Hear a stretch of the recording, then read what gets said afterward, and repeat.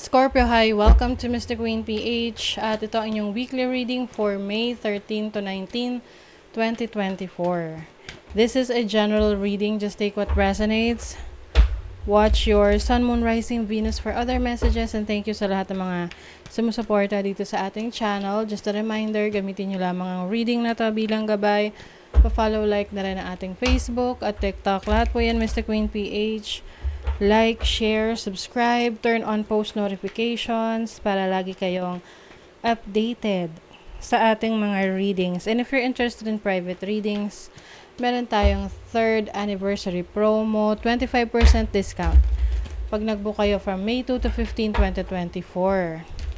Link on the description. Okay?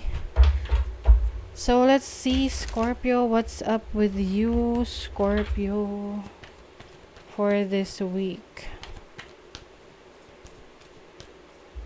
Your overall energy. This is your challenge, your opportunity, and your blessing. Okay. Scorpio, ang daming yung kailangang asikasuhin this week. Siguro yung iba sa inyo, umiiwas muna sa mga mga kaibigan na ini-invite kayo lumabas, or pwedeng umiiwas muna kayo sa maraming tao. You have the 10 of Wands. Maraming ginagawa, no? So, some of you, a lot of work. Pwede kasing, alam mo yung may feeling na masama rin ang loob nyo kasi pwedeng yung responsibility ng iba, inaako nyo na. Pero ginagawa nyo pa rin. O, dapat magreklamo rin kayo. 'Di ba? Yung iba kasi, akala nila okay lang sa inyo na ipasa sa inyo yung trabaho. Kasi hindi kayo nagre-reklamo eh. Kumbaga yung reklamo nyo nasa isip nyo lang. Hindi nyo bine-verbalize. Tapos parang ang mahirap dyan kasi kapag nagpatong-patong yung iniipon mong sama ng loob, bigla ka nalang matitrigger tapos boom, sasabog. Tapos magugulat yung mga tao sa paligid mo na, ang OA naman yun. Sasabihin na ang sensitive naman. Pero actually, yun yung matagal mo nang inipon. What is the 10 of Wands? May iba sa inyo kasi multiple, streams of income. So, pwedeng marami kayong obligasyon, kaya marami rin kayong kailangang trabahuhin. Lalo na kung kayo nasa abroad, no? OFW. Some of you, hindi lang yun yung mismong trabaho na meron kayo. Meron pa kayong extra income.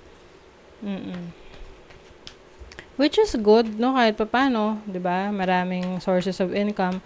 Pero yun lang nakakapagod talaga. So, yung iba kasi sa inyo nahihirapan na mag-set ng boundaries.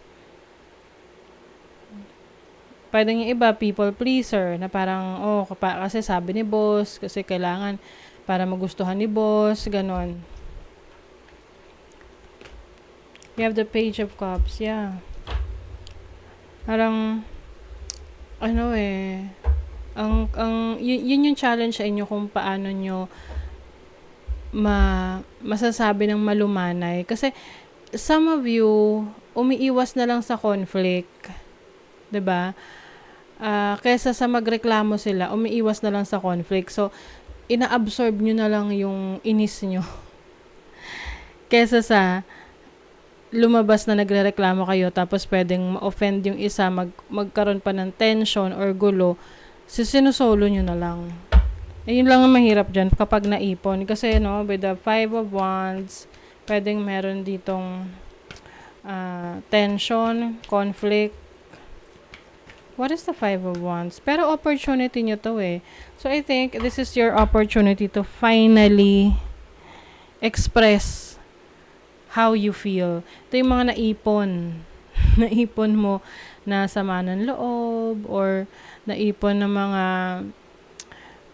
hindi lang sama ng loob lalo na kung marami kang responsibilities na hindi naman talaga sa'yo pero inaako mo kasi nga ayaw mo ng gulo.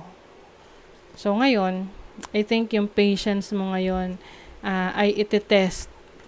But I feel like yung iba sa inyo, hindi na kayo makakapaghintay or hindi na kayo makakapagtimpe. Syempre, you can only do so much. Laging may limitations yan.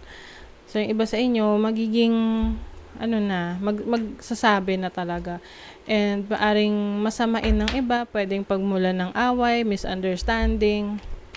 What is the Knight of Cups? 5 of Pentacles. So, this is a blessing sa inyo. Okay? Ibig sabihin nito, magkaroon man kayo ng challenges sa inyong finances, sa trabaho ninyo, someone is willing to help. Someone is going to assist you. Okay? So, regardless kung ano man tong pagdaanan yung challenges, this week, may tutulong. Kung meron mang kayong makaaway, samaan ng loob, I feel like itong taong to agad-agad marirealize niya yung mali niya. At hihingi ito ng tawad sa'yo. So, let's see sa money, career, finances. 9 of Wands. Yung iba sa inyo, siguro pa na yung OT nyo. Pagod na. Okay. So, some of you, Scorpio, magkakaroon kayo ng realization ngayong week na to kung worth it pa ba na magstay sa career na yan, sa trabaho na yan, sa business na yan. Kasi meron na kayong gustong puntahan no? An opportunity where you will grow, no? May pag-unlad, may paglago. So, yung mga nag-iisip-isip dyan na lumipat, magbago ng career, trabaho or business, i-follow nyo lang, no, yung inyong heart. Follow your heart, follow your instinct. Kasi you are being led to a more abundant life sa career. Yan minamanifest nyo na ang inyong dream career, dream job. And tap into your instinct, to your intuition, like what I mentioned kanina. If you're into tarot, pwedeng magpa-read ka, or ikaw mismo, kung marunong ka magbasa ng tarot, to give you guidance. Kasi minsan, nagsistay tayo sa isang trabaho or career situation sa business kasi natatakot na tayong sumubok ng bago. Kahit na nahihirapan tayo, sige, okay lang. Pero, syempre, may hangganan. Paano mo malalaman na meron pa palang mas magandang situation kung hindi ka mag-e-explore ng iba? Diba? So, for your love life, Knight of Swords, Ace of Wands, the Empress. So, yung iba sa inyo, if you're single, merong nagkaka-crush sa inyo. Oo. Dahil nakikita nila na you are mysterious or you are someone na very appealing, no? Oo. Mag-e-effort ito sa inyo. Mag-e-express na ng feelings. But, I think, kaya rin nagiging attractive kayo sa iba is because maalaga kayo sa sarili nyo. No? Nakikita na-attract ninyo na you can take care of yourself so well. Elevate self-worth.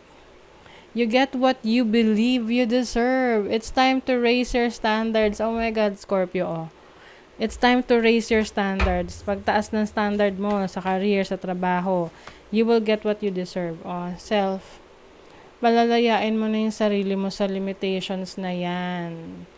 If beating yourself up, you worked, you'd be thin, rich, and happy. Try loving yourself instead. Yes. 'Di ba? Minsan nagpapakapagod yung iba sa trabaho, like lahat na lang sinunod ang sinasabi ng boss.